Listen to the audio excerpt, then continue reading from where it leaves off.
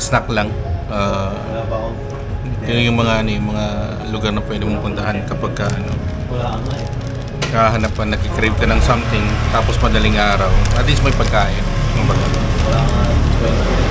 Hot dogs, usually siopaw, or mga snacks, drinks, of course.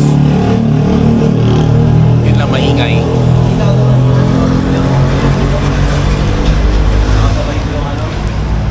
Laking tulong ng mga ano, ng mga convenience store, not necessarily 7-Eleven lang, pero yung mga convenience store talaga. Ayun, 7-Eleven, mini stop dati, ngayon Uncle John's. Sabihin Papa John's. Uncle John's. Ano pa ba yun? Lawson. Ang bago. Ang laking tulong nila kasi especially yung mga nagtatrabaho sa mga sarap. Nagtatrabaho sa mga ano, mga call center, yung mga graveyard shift, or yung mga tawag dito, yung mga work from home pero graveyard shift. So ito yung mga takbuhan kapag wala ka ng pagkain sa bahay, or nag-crave ka bigla na siopaw or ng ano, ng hotdog sandwich. Hanap ka ng donut, yan, may donut, Mr. Donut. Ang tulong. Tsaka minsan, actually dati naalala ko nung nagwo-work pa ako sa U-Home before, pag umaga tapos gusto ko ng kanin, pinupuntahan ko yung rice mills nila. Yung ano nila, yung rice mills nila dito, sobrang underrated. Yung Bicol Express, yung lechon paksiw, yung mga yun, sobrang underrated. Pero siguro ano lang, yung catch lang doon, yung kanin medyo hindi siya ganun kasarap, pero yung ulam definitely okay siya. Ngayon, mga niyan, mga tignan magkano lang, 65 yata, 65, 75, can't remember, pero ano siya, quick meal, init lang, 3 minutes, 5 minutes, okay na. Pang ano yan, pang salba sa gutom, kumbaga.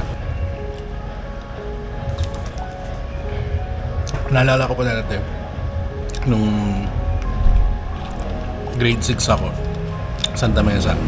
Saan ako P. Burgos Elementary School. So yung mga klase ko dyan, shoutout sa inyo. P. Burgos Elementary School sa may Altura, Santa Mesa. Pasok kami 6 o'clock. Ang out namin nun, can't remember, 11 or 12, parang ganun yata. Tapos meron kaming isang kaklase medyo malayo yung ano niya, yung inuwian. So dun sa mga nakakaalam, Santa Mesa, no, isang mga klase taga Bacood. So usually kapag Bacood ka, sasakay ka ng jeep para maka-uwi ka muna. So medyo malayo talaga. Tapos tanghaling tapat, direct yung araw, so medyo mainit. Pero isang kaklase na taga Bacood, si Wes, shoutout sa Wes de la Cruz. Ano yan, mamimili yan whether ang gagawin niya is sasakay siya ng jeep pa uwi, or bibili siya ng inumin sa ano, sa 7-Eleven. Madalas yan dati kasi way back 99, 2000, kapag sinabi ng 7-Eleven tapos inumin, madalas na pinupunta ng mga bata dyan, Slurpee of course, no? Slurpee ngayon kasi meron ng mga milk tea, may iced coffee, mga ganun, may mga brewed coffee na nga. Like before, dati pag ano lang, doon ka lang sa gulp, either gulp or Slurpee, mga ganun lang. Diba, ginagawa niya, bili ng gulp, ng Slurpee. Pabili ng Slurpee, yung mga siguro yung medium yata yun or yung large, simula Altura, lalakarin niya yan papuntang Bacood. Tapos sabihin niya sa akin, kasi minsan kasabay ka yan maglakad kasi sa may Altura lang naman kami. Kasabay ka maglakad, tapos sabihin niyan, parang okay lang naman kahit wala akong kasabay, kasi wala siya kasabay kasi medyo malayo nga. Wala siya kasabay pero meron siyang inumin, so okay na siya sa ganun. Yung mga ganun talaga, siguro yung iba na parang mas okay na maglakad mag-isa, nakakapag-isip, pero alam mo yun, bata grade 6, hindi pa naman siguro ganun ka mature mag-isip, pero siguro sa atin ngayon, may times na parang pwede naman tayong sumakay, umuwi ka agad, pero minsan siguro iniisip natin na lakad-lakad ka muna, muni-muni, mga ganun, para mag-free pick up lang yung ma-refresh, isip mo mga ganun. Especially kapag may mga pinagdadaanan. Pero ang 7-Eleven, tagal na yan. Can't even remember kung kailan siya nag-start. Siguro, pagay ko dito, ano na, 80s pa yata siya, or early 90s, can't remember. Pero, ngayon, marami pa naman. Actually, marami kaming kwentong 7-Eleven. Sa may Teresa, yan, kapag madaling araw, pumupuntahan namin. Pero yun talagang tumatatak sa akin kapag sinabi 7-Eleven, una, yung mga rice meals nila na kinakain ko nung before nag-work ako sa may malapit kasi 7-Eleven sa UO. Nakakatamad na pumunta doon sa iba. And of course yung kwento na namin nila Wes na dadaan muna ng 7-Eleven bago umuwi. Meron pa pala isa pa. Ito mas bata pa kami, grade 3. I can't remember kung grade 3 or grade 4. Sa may naman kami, sa may Regina Apostolorum. Pero yun, Philippine Christian School. Philippine Christian Day School.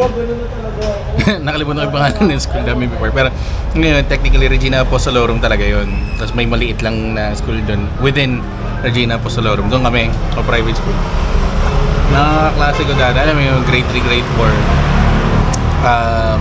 Parang year-end party, Christmas party namin. Tapos, may malapit na 7-Eleven din doon. Malapit sa may Bacood Park. Tapos, ang ginawa namin, punta kami doon. Tapos, bili kami ng kali. Siyempre, bata, kunwari, astig-astig kapag bumili ka ng kali kasi kala namin na alcoholic drink. Hindi naman pala, sparkling lang siya. Pero, nakakatawa lang na sa isang lugar ang bagay, kainan, pagkain, ang dami mong maaalala na storya, kwento, whether sa'yo, sa kaibigan mo, nakwento sa'yo kung ano. Ako, yun yung madalas na naalala ko pagka sinabi 7-Eleven or convenience store. Last. Nung nag-work ako sa Convergys, Techno Hub. Pagka nag-lunch ka kasi doon, whether punta ka sa pantry or lalabas ka doon sa may gitnang area ng Techno Hub, meron mga kainan doon. Mga Family Mart. Ayun pala, isa yung Family Mart. Meron pala doon yung only na ice cream. Yung ikaw bahala kung paano mo itatwirl yung ice cream. Hanggat kaya mo, sige, go. Yun, Family Mart. Merong mini stop. Walang 7-Eleven doon. Mini stop. Family Mart. May mga KFC, Amici, Pizza Hut, Army Navy, Bonchon, mga ganun. Kami kapag medyo, actually Pecha de Peligro, pero most of the time ganun. Pag Pecha de Peligro or talaga naghahanap ka ng chicken, ang madalas na ginagawa namin either KFC, kasi may KFC doon, or mini stop.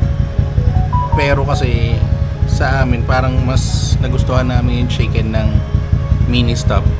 Mini stop pa siya noon, hindi pa siya Uncle John's. Tama ba? Hindi pa siya Uncle John's, no? Noong time na yun. Mini stop pa rin mini stop pa rin yung chicken nila. Tapos yun yung time na hindi pa nila ini-introduce yung bucket na yung parang animan na chicken. Talagang binibenta lang nila 1 piece or 2 piece na chicken.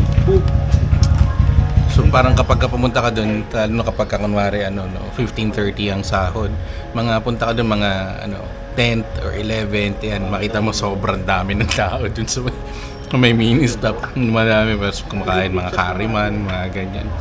Mga chicken, 1 piece, 2 piece chicken. Pero sobrang laki kasi nung chicken nila doon. So, sobrang sulit.